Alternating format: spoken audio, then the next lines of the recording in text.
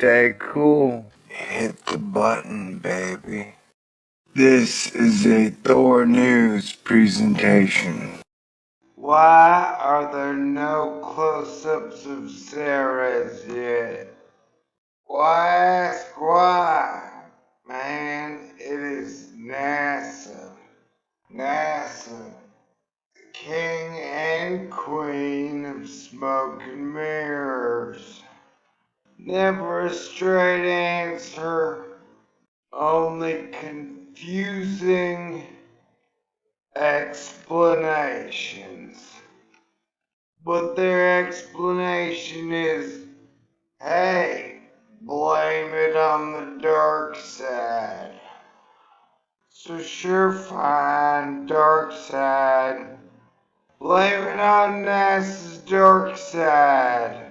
Well-informed popular science readers know that CERES is probably a planet-destroying Death Star.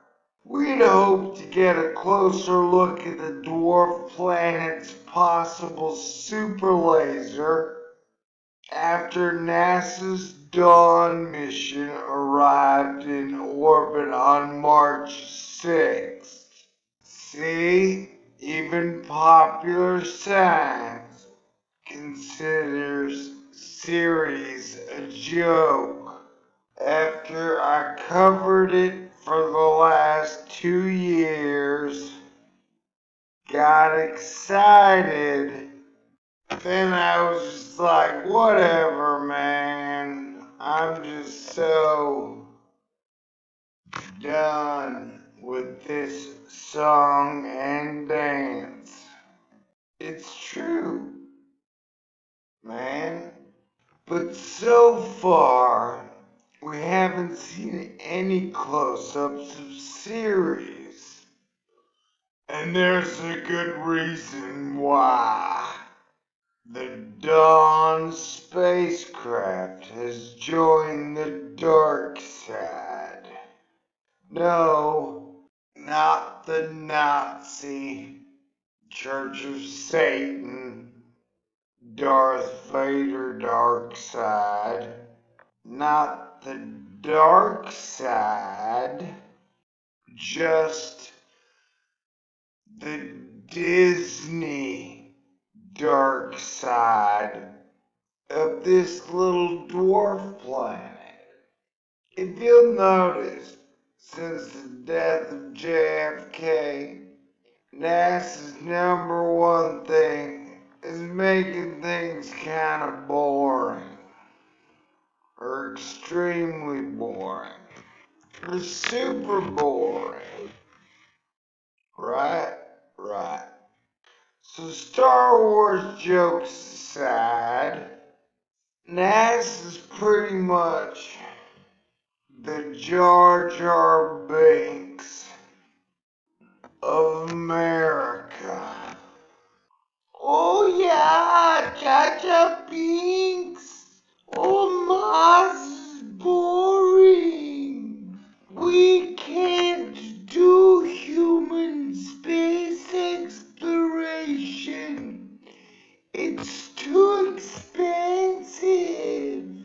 Star Wars jokes aside, let's get to the jokes NASA passes off as, come on, man. Rumors circulating in the underbelly of the internet are saying we haven't seen any new pictures of CERES because NASA is trying to hide evidence of alien life. Well, I would say more accurate rumors are that the photos themselves are total bullshit, and that they spend billions of dollars on these programs and give us these really boring, crappy, photoshopped photographs. No. And that a public who's become so bored with photographs of Mars, photographs of Comet Philae, pretty much anything and everything NASA's done in the last 40 years doesn't really care either way. They've literally bored you. They've literally bored the American public into even asking why we haven't gone back to the moon in forever. And you know, I kind of got a feeling that CERES was going to be a total bust when the majority of the Dawn spacecraft team pre-blocked me. You know, they just kind of knew, hey, Thor News is gonna know. Thor is gonna know that this is a joke. And he is gonna ravage us. You know what? I haven't ravaged them.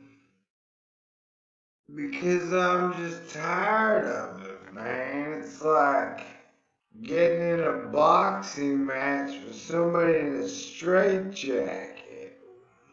And so where they're happy to talk about how great they are, do their cheerleading pom-poms, cash their checks, and go home.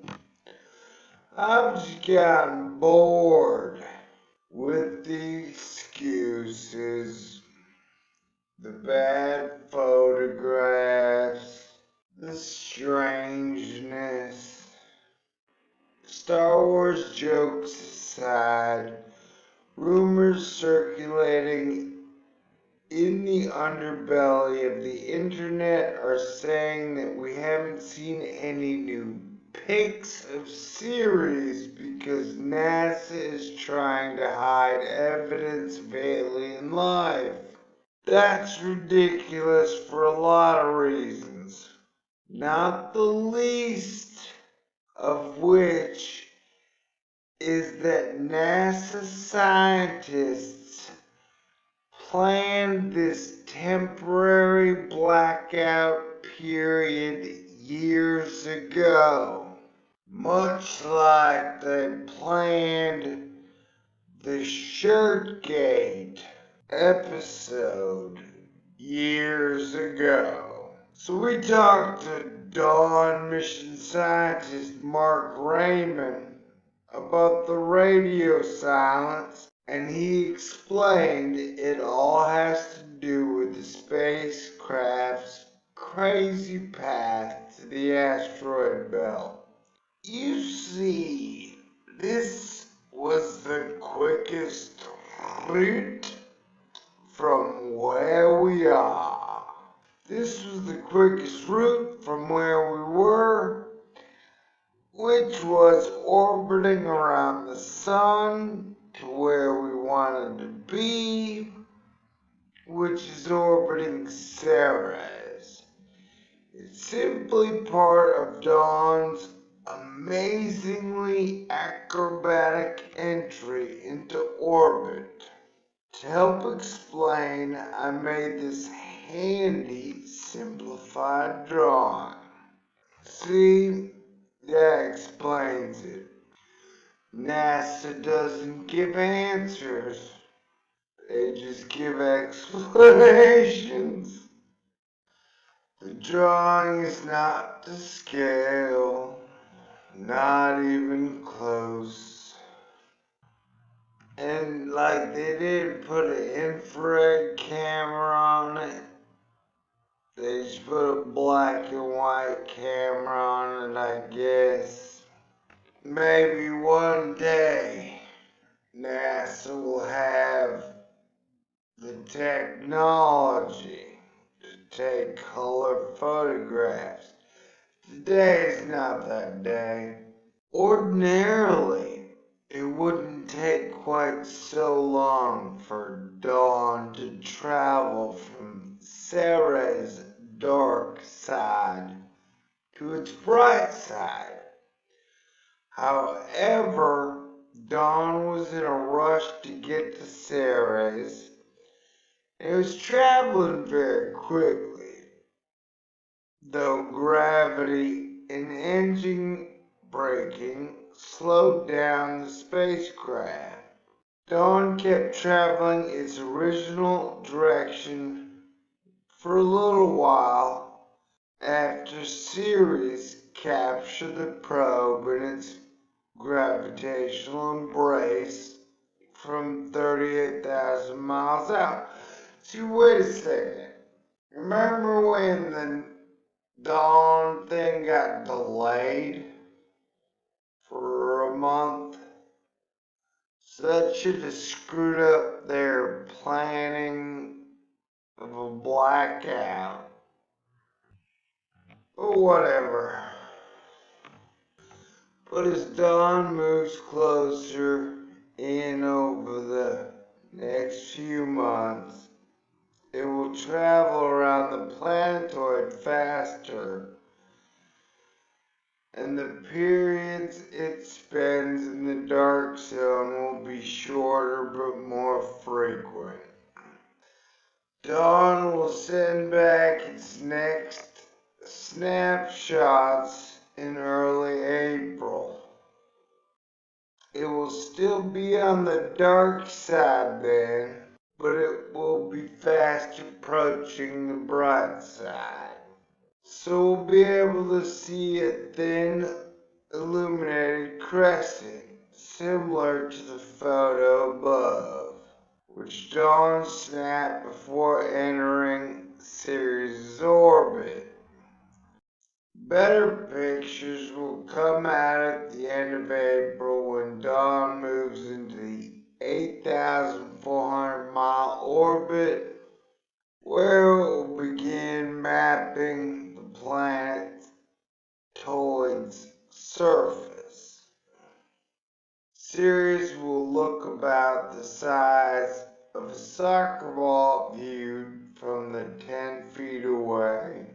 But the photos will be 3 times better than Ceres' Death Star GIF above. Yet, expect the pictures to just get clearer and clearer. Alright, ever got that? And remember those ice volcanoes or whatever the white dots are? Man, that's just a red herring. So NASA can be like, oh wow, what is that? Oh, I bet it's ice volcanoes. Oh yeah, we were right. It was ice volcanoes.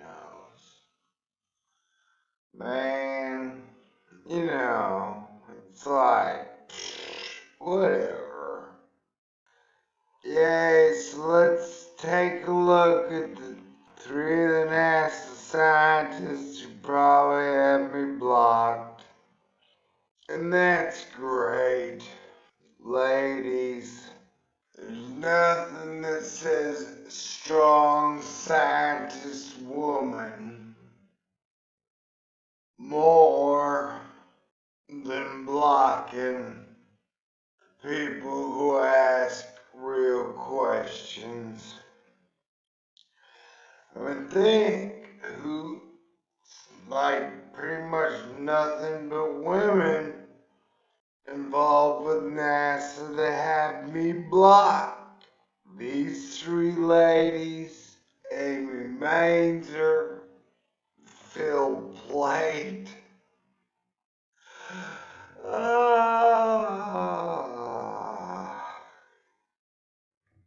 Go ahead and down thumbs this video for that joke. I know it bothers you.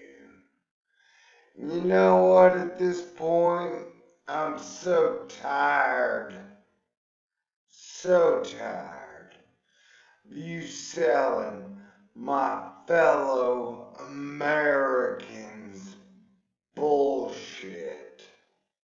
I don't care. I really don't. You know, you're supposed to be the inspiration to our entire country, men, women, and children. And instead, you have people so bored, so confused, and so bored. But hey, you guys get to go to South by Southwest, you get to go to comic book conventions, you get on TV. It's like you're famous, even though human space exploration is as dead as John F. Kennedy. So NASA, planetary division, inner solar system, outer solar system. Go ahead and take a bow for all your magic. And this video is probably not that funny, cause, you know, the whole situation ain't funny. It's just sad. It's so sad. It's like the equivalent of BP oil saying, hey, the deep horizon spill didn't really screw shit up. Or the well is fixed. Man, so lame. Here you go. Carrie Bean says, I'm not sure if I love robots because I work at JPL, or if I work at JPL because I love robots. And you know what? NASA loves robots. Robot space exploration is totally thriving, and human space exploration is totally dead. So, I'm not surprised that the chicks of Jack Parsons' lab love robots and are more than happy and satisfied that human space exploration is no closer to taking another giant step forward for mankind than they were in 1972. So you know what? I may not make the $100,000+ that NASA JPL scientists do, but I get to keep my integrity. I get to be honest with people. And you know what? I get to be cool. I'm okay with that. So this ends. What is the coolest part of your job? She says, I can't praise Jack Parsons' lab enough. And if you didn't catch my episode where I explained Jack Parsons, who founded the Jet Propulsion Lab, was Aleister Crowley's right-hand man, wrote the Book of the Antichrist. You know, it just fits right in. She says it's really great getting to come to work with some of the most brilliant, dedicated people on the planet. Spare me. Spare me. Spare me, man. Sounds like Voldemort and the Death Eaters. They're like, I'm so happy to be working with the Death Eaters. Voldemort is the most talented, brilliant, honest, kind, caring Antichrist on the planet. Just super fun getting to work at Jack Parsons' lab every day. Uninspiring America. Congrats. See everybody. Dwarf planet CERES is just a big stupid rock. There's nothing to get excited about. There's nothing to see here. I mean, yeah, I got excited about it, but I'm a dumbass. Stay cool. Hit the button, baby. This is a Thor News presentation.